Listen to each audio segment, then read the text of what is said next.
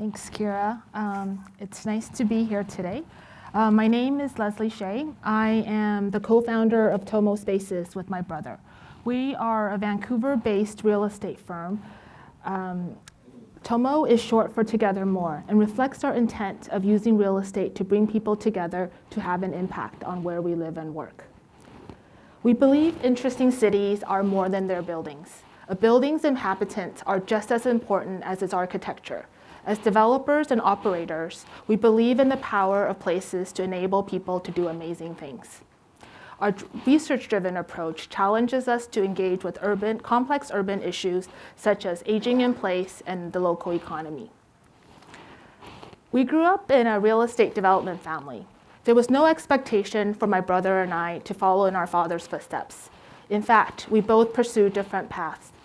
He went to school to become an engineer. I went to school to become an urban planner.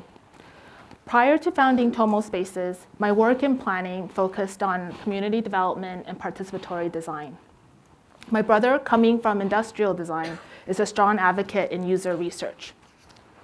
We bring to development inquiry and curiosity that enables us to ask a lot of questions. As developers, we are, of course, attuned to market forces and market trends. For me, market research is more about positioning a product in the marketplace. Being research-driven then means that our decisions are not guided by market forces alone, but are also informed and guided by, a line of inquiry. So we begin our project with a series of questions leading to a hypothesis. It's an iterative process where we test that hypothesis, ask new questions, and in the long term, we hope to form a theory that we or others can test. Establishing a line of inquiry challenges us to focus on our end users and the community in which our projects are located. It leads us to ask, how would residents interact with our building? What can we learn from their frustrations and needs? How might we experiment? How might we do things differently? And is there a better way? For example, at River Market in New Westminster, the question that guided its revitalization was, how does a public market remain relevant in community life? How do we revitalize the market without it becoming a mall? We engage in a month-long discovery of key ideas. This is my favorite time in the development process. We spent much time getting to know the community. We learned about the history of the New Westminster waterfront. We researched the current thinking, not just on public market, but also local food economy, placemaking, the future of retail, and downtown revitalization. We've been thinking a lot about housing. We ask ourselves, how might we live happier together in densifying cities? The single-family home suited the nuclear family. For modern families, what is that housing form? As housing prices rise faster than income, many families are struggling or cannot afford the traditional single-family home. They're looking for more housing choices somewhere between the single-family and high-rise condos. With that line of inquiry in mind, we are currently working on a 12-unit co-housing project called Tomo House with Our Urban Village, a Vancouver co-housing group. This project means a lot to me because of the friendships we've formed with the families. They are young professionals, many of them teachers, young families, and retirees struggling to stay in our city.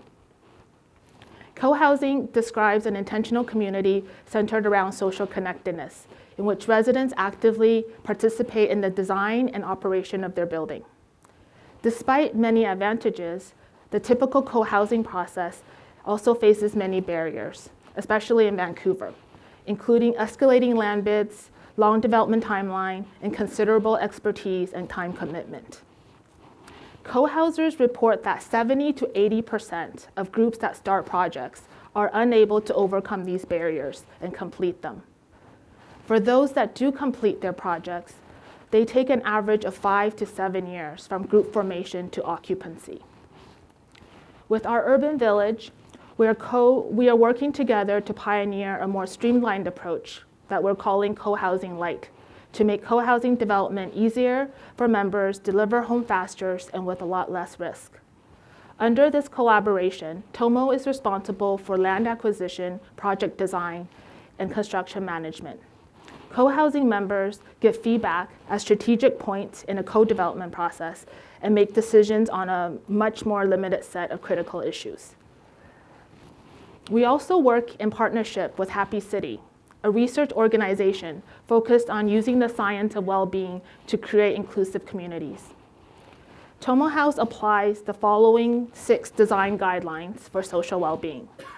Keep social group size smaller, invite people to do things together, spark a social gradient from public to private spaces, enable a social gradient from public to private spaces, spark frequent informal encounters, integrate with nature, and lengthen housing tenure. Along the way, we realized that sociability, affordability, and sustainability goals are interconnected, and solutions in one can offer solutions in another. For instance, Tomo House is designed with Passive House fundamentals. Passive House is a leading global standard for energy-efficient buildings. Integrating Passive House with sociability factors amplify cost savings for families. The simple mechanical system makes it easier for self-management. Household costs are further reduced as families get to know one another through greater sharing and greater pooling of resources, including cars, tools, appliances, all reducing the need for individual consumer purchases. Common facilities such as large shared kitchen, laundry, storage, guest rooms reduce the need for larger homes. With Tomo House, we hope to include more collaboration in the development process, so developers aren't working alone, particularly involving potential future residents. Community resilience is a measure of a community's ability to respond to, withstand, and recover from disasters. And a large part of that is a community sense of belonging the sense of belonging in the community in which they live. Housing innovation requires all sectors coming together, private, public, and nonprofit. In Canada, over 90% of our housing stock for sale or for rent is supplied by the private sector. So it is safe to say then that the private sector has a crucial role to play. As our families become more diverse and with more diverse needs, our industry didn't keep up. The high-rise tower works great for some use cases, but not all. Within the private sector, we need more perspectives, more iteration, and more evolution. This means we need more residents, more housing groups, and more small-scale developers involved to create more housing options that will fulfill our diverse needs. Thank you.